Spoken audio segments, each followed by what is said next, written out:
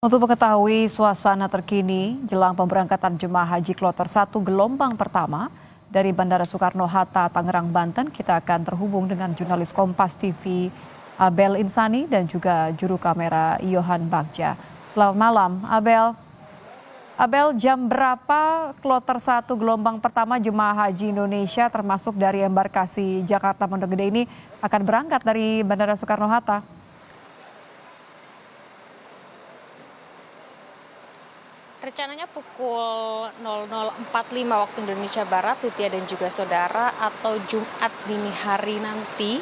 Jadi jemaah haji Indonesia akan berangkat menuju ke Tanah Suci dengan tujuan Madinah melalui Bandara Internasional Soekarno-Hatta. Dan tadi mereka tiba di Bandara Internasional Soekarno-Hatta ini sekitar pukul 9 malam atau 21 waktu Indonesia Barat, di mana ini langsung masuk menuju ke ruang tunggu dan mereka menunggu sampai nanti pukul 00.45 waktu Indonesia Barat. Ini merupakan kloter 1 Nitya dan juga saudara, di mana kloter 1 ini sebenarnya kalau kita melihat dari keseluruhan atau dari seluruh Indonesia ini ada 18 kloter, di mana 18 kloter di gelombang 1 ini merupakan pembagian dari 9 embarkasi, dan JKG atau Jakarta Pondok Gede ini merupakan salah satu embarkasi yang memang menjadi kloter pertama, maksud saya kloter 1 yang menjadi kelompok penerbangan pertama menuju ke Madinah atau penerbangan perdana untuk rangkaian ibadah haji Indonesia. Jadi kalau di Jakarta sendiri atau JKG atau kloter 1 di embarkasi JKG Pondok Gede ini memang ada 3 kelompok penerbangan yang akan dilakukan pada dini hari nanti atau sekitar pukul 00.45 waktu Indonesia Barat. Jadi untuk dari 18, 3 diantaranya ini merupakan dari JKG Pondok Gede, dan yang lainnya nanti ada di embarkasi lainnya, ada seperti Solo, lalu juga ada Lombok, dan juga beberapa embarkasi lainnya. Dan untuk saat ini Nitya dan juga saudara, memang situasinya kami berada di luar, ada batasan untuk tidak bisa masuk ke dalam untuk melihat bagaimana situasi dari jamaahnya sendiri di dalam. Tapi memang untuk yang tadi kami lihat bagaimana dari jamaah ini sendiri memang cukup antusias untuk bisa terbang pada Jumat dini hari nanti. Nah, kalau mengingat dari total jumlah jamaah yang terbang pada kloter 1 Nitya dan juga saudara, ini memang tadi disebutkan oleh Menak yakni Nasaruddin Umar, di mana mengatakan bahwa kloter 1 ini jumlahnya ada 7.514. Artinya 7.514 jamaah ini diterbangkan dari 9 embarkasi. Jadi 7.514 ini adalah jamaah dari seluruh Indonesia yang hari ini akan menuju ke Tanah Suci, tepatnya ke Madinah begitu, untuk melakukan rangkaian ibadah haji. Dan memang kalau kita melihat lagi Siti dan juga saudara, dari 7.514 ini hanya kloter 1 saja. Tapi kalau tadi yang disampaikan oleh Menteri Agama Nasaruddin Umar pada saat preskon di Asrama Haji Pondok Gede ini tadi mengatakan bahwa untuk Indonesia saat ini atau tahun ini begitu, untuk jamaah sebanyak 221.000 jamaah kuotanya, dan rinciannya adalah 201.063 ini untuk jamaah reguler, lalu juga ada 1.572 ini untuk petugas haji daerah, ada 685 pembimbing pada kelompok bimbingan ibadah haji dan juga umroh atau KBIHU, serta 17.680 untuk jemaah haji khusus. Jadi memang untuk 7.514 ini Nitya dan juga saudara tidak hanya di Jakarta saja, melainkan dari seluruh Indonesia.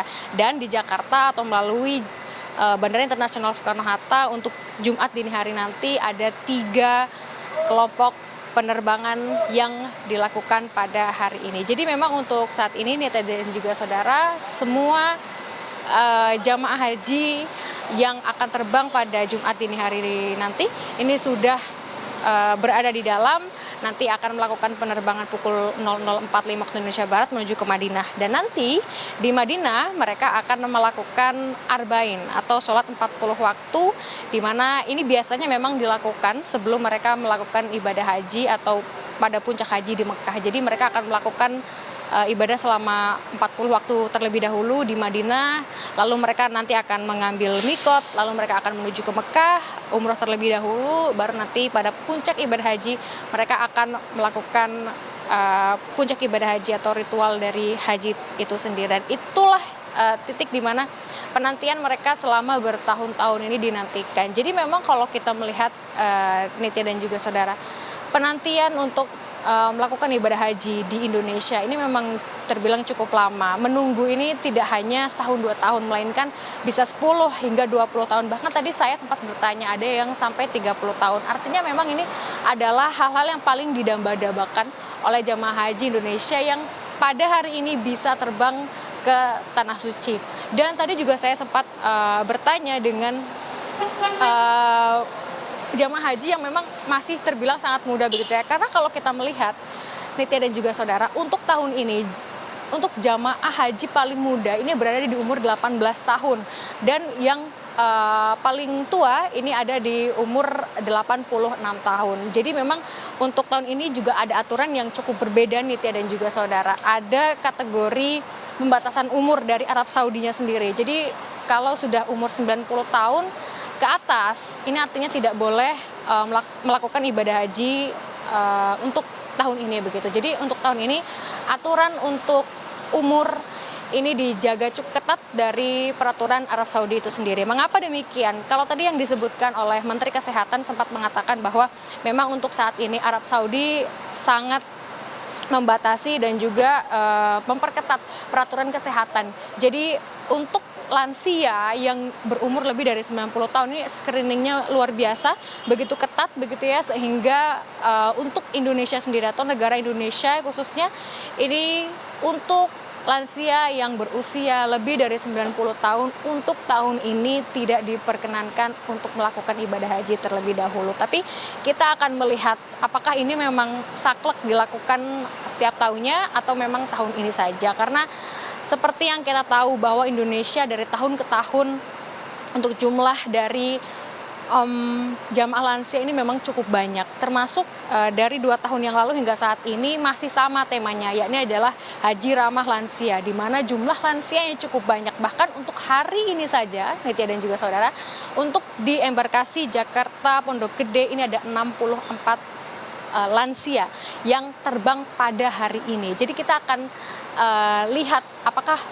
besok juga akan lebih banyak atau seperti apa, karena memang jumlah lansia yang tahun ini berangkat ke Tanah Suci untuk melakukan ibadah haji ini memang juga banyak begitu. Jadi tidak hanya hari ini saja, kalau hari ini terbilang 64 lansia yang terbang ke Tanah Suci, kita akan nantikan besok berapa, dan mengingat ini adalah haji ramah lansia, jadi dipastikan tadi oleh Kementerian Agama dan juga tadi juga dari Menteri Kesehatan juga sempat mengatakan bahwa untuk penjagaan ataupun juga penugasan dari petugas haji ini memang fokus sekali untuk lansia. Begitu juga dengan adanya petugas pendamping untuk lansia. Ini juga ada sekitar 350 petugas haji pendamping lansia yang memang khusus nanti untuk mendampingi para lansia yang pada saat ibadah haji berlangsung, yakni baik di Madinah ataupun juga di Mekah, nanti akan terus didampingi oleh petugas haji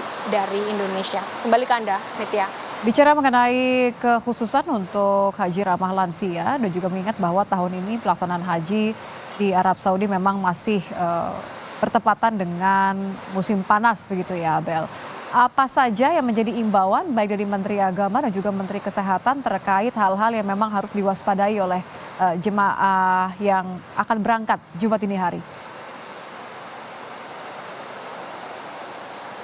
Ya, tadi sempat ada pesan-pesan khusus begitu dari Menteri Agama ataupun juga dari Menteri Kesehatan begitu ya, mengingat yang tadi sempat Anda katakan bahwa untuk tahun ini temanya masih sama seperti tahun-tahun sebelumnya, yakni adalah haji ramah lansia, di mana lansia-lansia ini tidak boleh mementingkan sunnah lalu meninggalkan yang wajib. Tentu saja ini harus dihimbau terus bagi para lansia karena memang suasana hati yang senang kadang-kadang membuat kita lupa begitu bagaimana seharusnya kita bertindak. Nah, tadi sempat dikatakan oleh Menteri Agama bahwa kita harus terus dari jamaah haji harus terus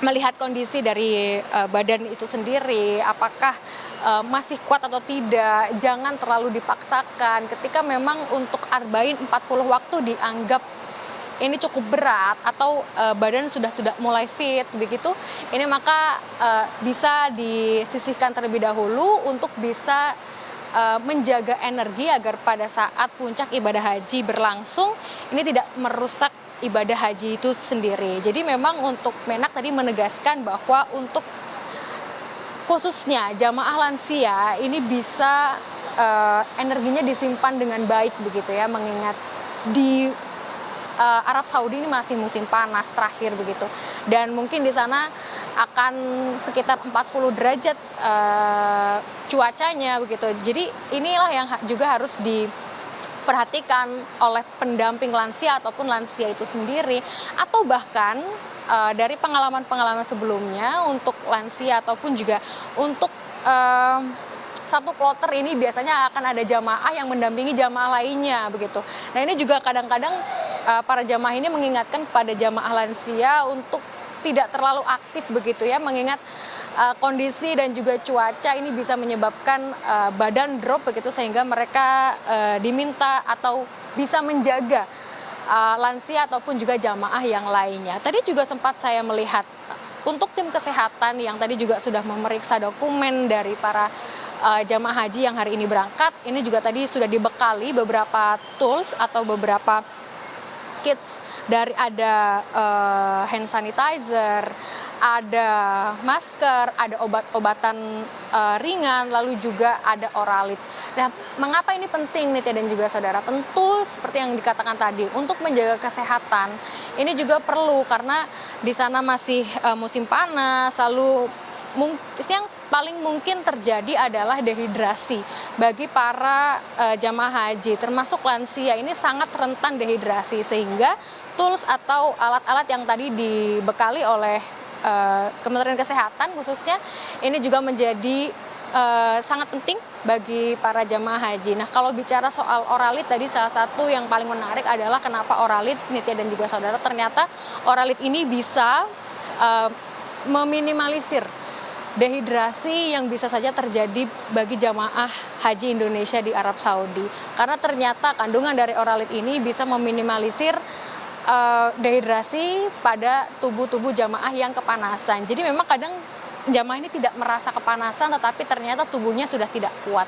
Terus ada juga dari tips dari beberapa dokter juga, tadi saya sempat bertanya begitu, ternyata ada tips-tips yang cukup menarik bagi para jamaah yang malas untuk sedikit-sedikit ke toilet begitu, Nitya. Tadi juga sempat disebutkan bahwa bisa minum air putih setiap 10 menit sekali, 1 teguk begitu, sehingga tidak selalu ke toilet. Nah, ini juga sebenarnya tips-tips yang sangat ringan tetapi sangat penting dan juga sangat berguna bagi para jamaah haji Indonesia pada saat wukuf ataupun juga pada saat di Arab Saudi, baik di Madinah ataupun juga di Mekah, karena ini bisa menjadi bekal selama mereka di sana begitu, Nitya dan juga saudara.